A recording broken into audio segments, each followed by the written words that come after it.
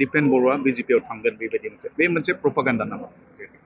थांनाय साननैसो सिगाङाव नुदों जे गोबां टिभि चेनेल ससियेल मिडिया आरो माखासे पर्टेल चेनेलाव आंनि मुंखौ लानानै राजखान्थियारि माखासे निउस बा बेबायदि सर्सा बेबायदि परिबेसखौ आंबो नुदों।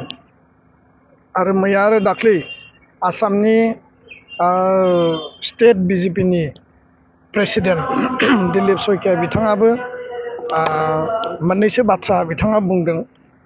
दा खोथाया स्पष्ट जे दुलाराय बर' फरायसा आफादाव आङो दिनैसिम दङ आरो जेब्लासिम एबसुआव थागोन एबसुनि आदर्श बड'फानि आदर्श थां आरो थांनानै थानो हो आरो बर' हारिखौ गेरेमसा माहारि दानायनि जि मोनसे मिशन आरो जि अबजेक्टिभ बे कन्टिनिउ थागोन।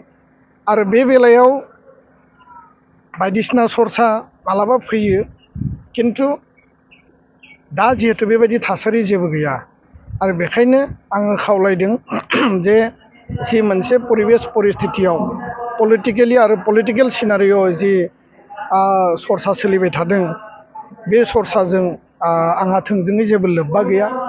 आरो बेखायनो थांनाय समफ्राव समाजनि हारिनि बिटिआरनि आसामनि रायजो राजानि जौगानाय आरो सिबिनायनि थाखाय दुलाराय बर' फरायसा आफादनि जिल्ला मिरु गुबुन गुबुन लेभेलनि दैदेनगिरिफ्रा मावथिफ्रा गुबुन गुबुन हानजायाव बा गुबुन गुबुन राजखान्थि फोथाराव खामानि मावहैदों।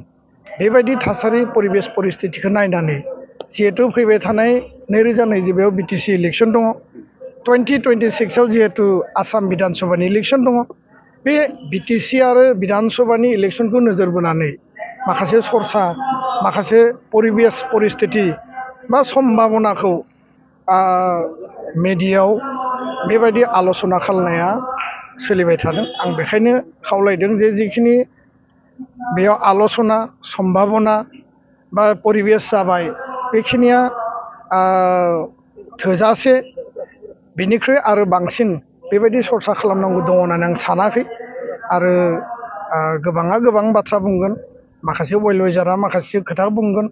आरो बेखायनो माहारियारि आफादाव थानानै माहारिबाद, माहारिनि थांना थानाय, माहारिनि रैखाथि, माहारिनि सिनायथि, जातीयताबाद, जाति सत्ताखौ लानानै जेब्लायबो जि समसिम आङो हाबा मावगोन बेबायदि राजखान्थि परिबेस परिस्थितिखौ लानानै आङो जेबो सानथ'वाखै आरो साननांगौ गैया होननानै आं सानदों। उननि समाव मा जायो, उननि समाव मा थांखि लायो बेखौ आङो रायजो राजानो फोरमायगोन। गोजोन्थों। दिनैसिम जि सोंखांबाय थादों बेयो नंखाय। थारमाने दायो जों नुबाय आनसलिकताबादखौ थारमाने लोरबां खालामनो थाखाय बियो नेसनेल लेभेलनि मोनसे पार्टिनि बेयो प्रपागान्डा नामा? बायदिसिना लेभेलाव बेफोर सर्साया सोलियो। सर्साखौ खालामनायाव आङो खावलायनोल'सो हायो आरो रावखौबो आङो खुगाखौ मुथिनानै बन्द' खालामनो हाया। दा आं खावलायदों जे बेबायदि सर्साखौ दा खालाम, खारन आं माहारियारि आफादाव दङ। दा बेखायनो आङो नंखाय होननानैबो बुङा आरो सैथो होननानैबो बुङा। बेबायदि परिबेस परिस्थिति सर्साया गुबुन गुबुन समाव सोलियो, गोबां परिबेस परिस्थितिखौ लानानै जायो। जाहाथे बे सर्साफोरखौ आरो जाहाथे माने खालामथ'नाङा बेखौसो आं खावलायदों। आरो जेब्लासिम आं एबसुआव दङ, एबसुनि हाबा मावलांगोन, एबसुनि आदर्शखौ लानानै हाबा मावलांगोन, बेखिनि खोथाखौनो आं फोरमायबाय। गोजोन्थों।